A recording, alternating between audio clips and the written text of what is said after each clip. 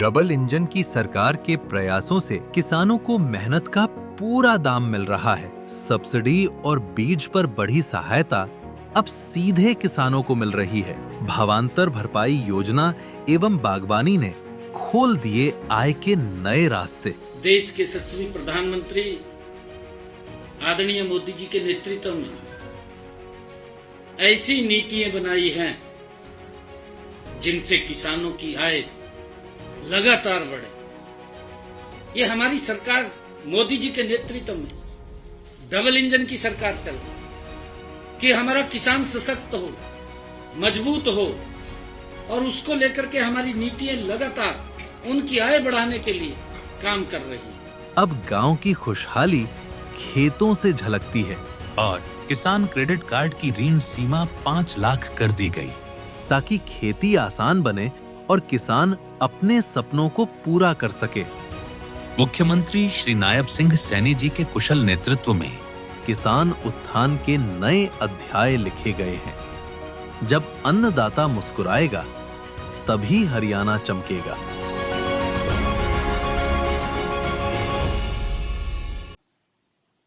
मुख्यमंत्री सिद्धरामैया जी ने municipal administration के दे दिए हैं कांग्रेस भवन ट्रस्ट को और 12 और प्लॉट जो अर्बन डेवलपमेंट मंत्रालय के हैं ये भी दे दिए हैं कांग्रेस भवन ट्रस्ट को। बताया जाता है इनकी कीमत लगभग 40 से 50 करोड़ है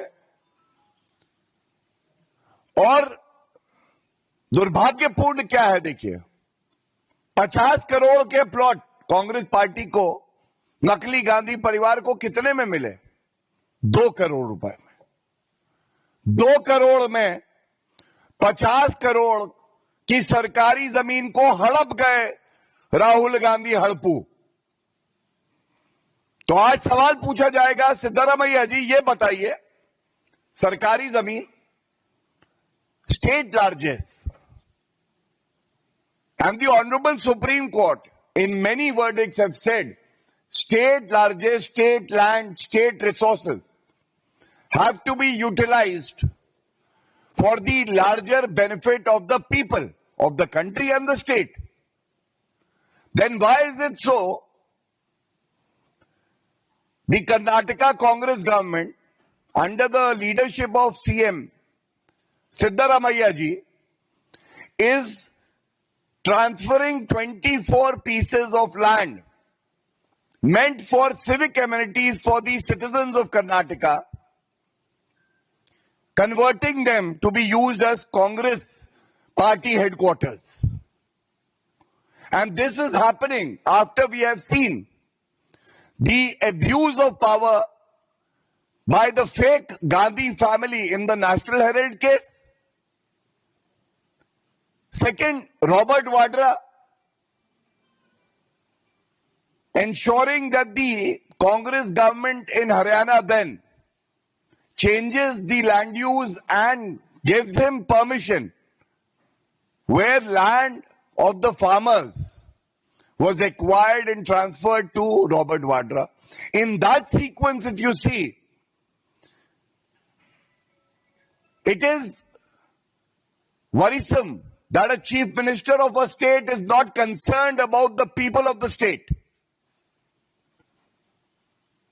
What about toilets, rest houses, other civic amenities required?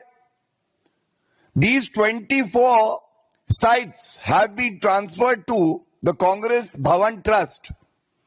They are valued around 50 crores. The corruption-prone Congress gets it for 2 crores. Outright corruption of 48 crores visible. The market value may be even higher now. And the sad part is, what is the purpose of this transfer of land from civic amenities to building Congress offices? The target is 100. Don't miss the target. So these are 24 sites. The target is 100 Congress Bhavans. Now, why is this being done? So one, for the Congress party, the people of the state and the country don't matter. The DNA of the Congress is this, that we have to we have to appease the fake Gandhi family. The power tussle in Karnataka. We have seen how Chief Minister Siddaramaiah, glued to his chair, not worried about the people of the state, is being pushed, is being thrown out of the chair by whom? The Deputy CM, D.K. Shiv Kumar, who is himself wanting to be the CM. And I am not saying this.